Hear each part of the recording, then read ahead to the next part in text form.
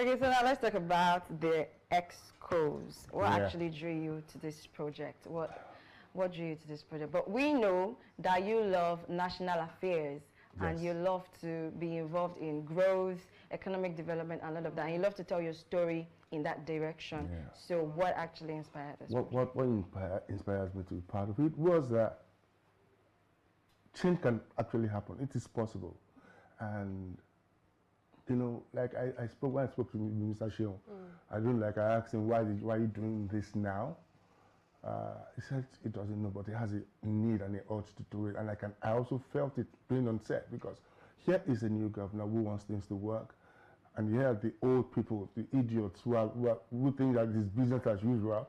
And for every step the man takes is sabotaged by the people around him. He wasn't even, unfortunately, even the most, what's it called, the one who seemed to be righteous amongst all of them, who seemed to want to do the work, has a wife somewhere who is also, you know. So everybody tries to cut corner. Yeah. But at the end of the day, we blame the man at the top. And yeah, I like to say this, and I'm going to say it here. There's this particular line from Olarotimi, the gods are not to blame.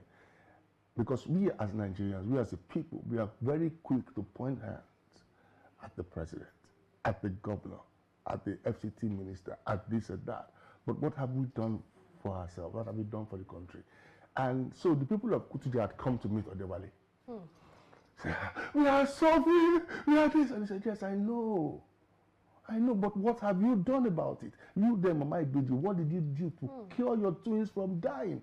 It is sickness that man can cure, not death. What did you do to save them? Oh, I see nothing. Your body is too weak, your bones are too soft.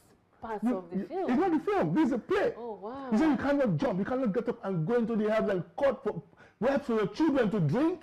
The land is bad, you cry, you suffer much, you moan, but each one of you lies down in his own small hut and does nothing.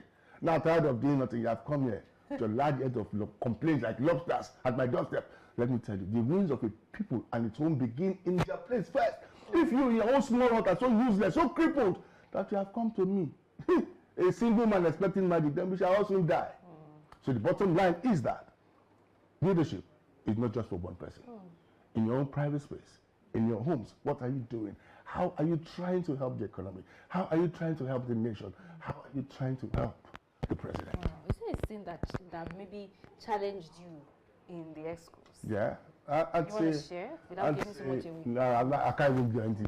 Everybody has to see because it's a beautiful film. We'll see it tomorrow. Yeah, the premiere, yeah. So there's this particular bit where, you know, my character was talking with the governor and the other, of course, the other minister. It was crazy because I saw our parliamentary system. I just saw our senators. They go and fight on national TV. And in my head, I'm like, how are we going to achieve this? But at the end of the day, we have a beautiful director and we have an amazing producer. So it worked out well, pretty well. Yes. Pretty well. Shout out to Show, look at you. Yeah, so Mr. Show, I greet you. We're talking about amazing director, producer, the cast. We want to believe that the cast seems very, very dynamic and so vibrant and versatile. So that was the chemistry on set. I always love BTS a lot because that's where you get to see the real vibe and the whole thing that is going on behind the scene. Yeah. So what's your chemistry like? The energy, the flow, and then the old political drama. Do you have at any point you're like, this is our government says now. Wow, when you're reading your script. Yes, ma'am.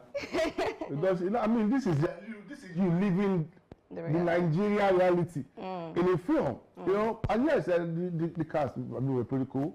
Jeremy Okola were amazing, and my brother, Scarlett Gomez, of course, Freddy Branch, Priscilla Kosoko as my father. You know, I mean, Auntie Bimbo Akintola,